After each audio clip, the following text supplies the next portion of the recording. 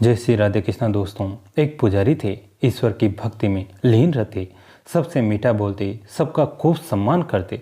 जो जैसा देता है उसे वैसा ही मिलता है। लोग भी उन्हें अत्यंत श्रद्धा एवं सम्मान भाव से देखते थे। पुजारी जी प्रतिदिन सुबह मंदिर आ जाते, दिन भर भजन पूजन करते थे। लोगों को विश्वास हो गया था कि यदि हम अपनी समस्या पुजारी जी को बता दे तो वह हमारी बात बिहारी जी तक पहुंचाकर निदान करा देंगे। एक टमटम वाले ने भी सवारियों से पुजारी जी की भक्ति के बारे में सुन रखा था। उसकी बड़ी इच्छा होती कि वह मंदिर आए, लेकिन सुबह से शाम तक काम में लगा रहता, क्योंकि उसके पीछे उसका बड़ा परिवार भी था। उसे इस बात काम का हमेशा दुख रहता कि पेट पालने के चक्कर में वह मंदिर नहीं जा पा रहा। वह लगातार ईश्वर से दूर हो रहा है। उसके जैसा पापी शायद ही कोई इस संसार में हो। यह सब सोचकर उसका मन गलानी से भर जाता था। इसी उधेड़ बुन में फंसा उसका मन और शरीर इतना सुस्त होता जा रहा था कि कई बार काम भी ठीक से नहीं कर पाता। घोड़ा बिदकने लगता, तांगा डगमगाने लगता और सवारियों की झिड़कियाँ भी सुननी पड़ती। तांगे वाले के मन का बोझ बहुत ज़्यादा बढ़ गया। तब वो एक दिन मंदिर गया और पुजारी से अपनी बात कही। मैं सुबह से शाम तक तांगा चलाकर परिवार का पेट पालने में व्यस्त रहता हूँ। मुझे मंदिर आने का भी समय नहीं मिलता। पूजा अनुष्ठान तो बहुत दूर की बात है। पुजारी ने गाड़ीवान की आंखों में अपराध बोध और ईश्वर के कोप के भय का भाव पढ़ लिया। पुजारी ने कहा, तो इसमें दुखी होने की क्या बात है? तांगे वाला बोला, मुझे डर है कि इस कारण भगवान मुझे नरक की यातना सने न भेज दे। मैंने कभी विधि विधान से पूजा पाठ किया ही नहीं। पता नहीं आगे कर पाऊंगा भी या नहीं। क्या मैं तांगा चलाना छोड़कर रोज मंदिर में पूजा करना शुरू कर दूं? पुजारी ने गाड़ीवान से पूछा, तुम गाड़ी से सुबह शाम तक लोगों को एक गांव से दूसरे गांव तक पहुंचाते हो। क्या कभी ऐसा भी हुआ है कि तुमने कभी किसी बूढ़े अपाहिज बच्चों या जिनके पास पैसे न हो उनसे बिना पैसे लिए तांगे में बिठा लिया हो? गाड़ीवान बोला, बिल्कुल, अक्सर ऐसा करता हूँ। यदि कोई पैदल चलने में असमर्थ दिखाई पड़ता है तो उसे अपनी गाड़ी में बिठा लेता हूँ और पैसे भी नहीं मांगता। पुजारी ये सुनकर बहुत खुश हुए। उन्होंने गाड़ीवान से कहा, तुम अपना काम बिल्कुल मत छोड़ो। बूढ़ों, अपाहिजों, रोगियों और बच्चों और परेशान लोगों की सेवा ही ईश्वर की सच्ची भक्ति है। जिसके मन में करुणा और सेवा की भावना हो उनके लिए पूरा संसार मंदिर के समान है। मंदिर तो उन्हें आना पड़ता है जो अपने कर्मों से ईश्वर की प्रार्थना नहीं कर पाते। तुम्हें मंदिर आने की बिल्कुल ज़रूरत नहीं है। परोपकार और दूसरों की सेवा करके मुझसे ज़्यादा सच्ची भक्ति तुम कर रहे हो। ईमानदारी से परिवार के भरण पोषण के साथ ही दूसरों के प्रति दया रखने वाले लोग प्रभु को सबसे ज़्यादा प्रिय हैं। यदि अपना यह काम बंद कर दोगे तो ईश्वर को अच्छा नहीं लगेगा। पूजा पाठ, भजन कीर्तन ये सब मन की शांति देते हैं। मंदिर में हम स्वयं को ईश्वर के आगे समर्पित कर देते हैं।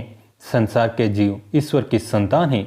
माता पिता तब ज़्यादा प्रसन्न होते हैं जब कोई उसकी संतान के प्रति अनुराग रखता है। यदि हम जीवों के प्रति दया और सेवा का भाव रखकर परोपकार पर बढ़ते जा रहे हैं तो वह किसी भी भजन कीर्तन से कम कहीं ज़्यादा हैं। यदि कोई ज़रूरतमंद और परेशान हाल आए तो उसके साथ प्रेमपूर्वक व्यवहार करना, उसकी सहायता करना ही ईश्वर की यह भी सच्ची भक्ति है। एक दिन नारद मुनि कैलाश पर्वत पर शिव जी के दर्शन करने पहुँचे और उन्होंने श्री कृष्ण एवं उद्धव जी के बीच की वार्तालाप कर वर्णन उनके समक्ष किया।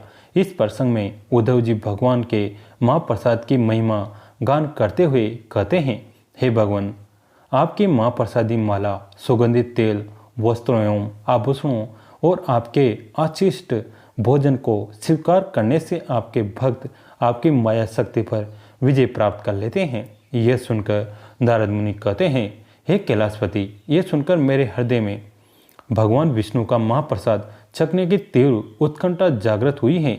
इस आशा से मैं वैकुंठ गया और पूर्ण भक्ति भाव से माता लक्ष्मी की सेवा करने लगा। 12 वर्षों तक सेवा करने के पश्चात एक दिन माता लक्ष्मी ने मुझसे पूछा, नारद, मैं तुम्हारी सेवा में अत्यंत प्रसन्न हूँ, तुम मन चाहा वर मांग लो। यह सुनकर नारद जी ने विनय भाव से कहा, हे माता, अनंत काल से मेरे हृदय में इस बात को लेकर बड़ी पीड़ा है कि मैंने आज तक कभी भगवान विष्णु के महाप्रसाद का आस्वाद नहीं किया। कृपया मेरी यह अभिलाषा पूरी कर दीजिए। यह सुनकर माता लक्ष्मी देवी दुविधा में पड़ गई, कहने लगी, परंतु नारद जी, मेरे स्वामी ने मुझे कठोर निर्देश दिए हैं कि उनका महाप्रसाद किसी को भी न दिया जाए। मैं उनकी आज्ञा का उल्लंघन कैसे कर सकती हूँ, पर तुम्हारे लिए मैं अवश्य कुछ व्यवस्था करूँगी। कुछ समय पश्चात माता लक्ष्मी ने भगवान विष्णु से अपने हृदय की बात कही और बताया कि किस तरह उन्होंने भूलवश नारद मुनि को महाप्रसाद देने का वचन दे दिया है। यह सुनकर भगवान विष्णु के ने कहा, हे प्रिय, तुमने बड़ी भारी भूल की है, परंतु अब क्या किया जा सकता है। तुम नारद मुनि को मेरी अनुपस्थिति में मेरा महाप्रसाद दे सकते हो। नारद मुनि ने आगे कहा, हे महादेव, आप विश्वास नहीं करेंगे, महाप्रसाद के मात्र स्पर्श से मेरा तेज और आध्यात्मिक शक्ति 100 गुना बढ़ गए। मैं दिव्य भाव का अनुभव करने लगा और सुनाने यहाँ पर आया हूँ।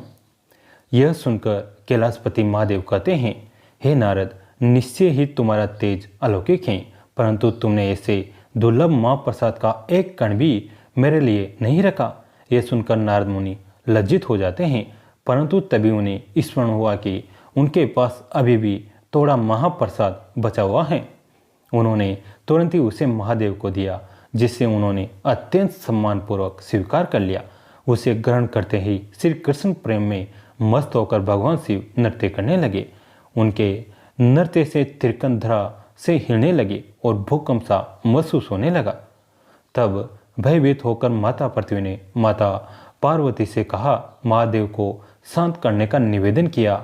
बहुत मुश्किल से माता पार्वती ने शिव जी को शांत किया और फिर उनसे इस उन्मत्त नृत्य करने का कारण पूछा, तो शिव जी ने इसका कारण बताया। यह सुनकर माता पार्वती रुष्ट होकर बोली, स्वामी, आपको महाप्रसाद मुझे भी देना चाहिए था। क्या आप नहीं जानते मेरा नाम वैष्णवी है। आज मैं प्रतिज्ञा लेती हूँ कि यदि भगवान श्रीहरि मुझ पर अपनी करुणा दिखाएंगे तो मैं प्रयास करूँगी कि उनका महाप्रसाद ब्रह्मांड के प्रत्येक व्यक्ति, देवता और यहाँ तक कि सभी प्राणियों को भी प्राप्त होगा। तभी आश्चर्यजनक रूप से उसी क्षण भगवान विष्णु माता पार्वती के वचन की रक्षा हेतु वहाँ प्रकट हुए और बोले, हे देवी पार्वती, मैं आपको वचन देता हूँ कि मैं स्वयं तुम्हारी प्रतिज्ञा को पूर्ण करूँगा और पुरुषोत्तम क्षेत्र जगन्नाथपुरी में प्रकट होऊंगा और ब्रह्मांड में प्रत्येक जीव को अपना महाप्रसाद प्रदान करूँगा। इसलिए आज भी जगन्नाथ मंदिर में भगवान जगन्नाथ को भोग लगाने के पश्चात सर्वप्रथम प्रसाद विमला देवी यानी माता पार्वती के मंदिर में अर्पित किया जाता है। और यही कारण है कि कोई भी भक्त प्रसाद कभी भी अर्चा विग्रह के सामने बैठकर ग्रहण नहीं करता है। जय जय श्री राधे। दोस्तों, कैसी लगी आज की कथा कमेंट में ज़रूर बताइएगा। वीडियो को लाइक करें, चैनल को सब्सक्राइब करें, घंटे के बटन को दबाकर ऑल पर क्लिक करें। दोस्तों, इस कथा को अपने दोस्तों के साथ, फैमिली के साथ शेयर जरूर करें। कहानी अंत तक सुनने के लिए आप सभी का तहे दिल से धन्यवाद।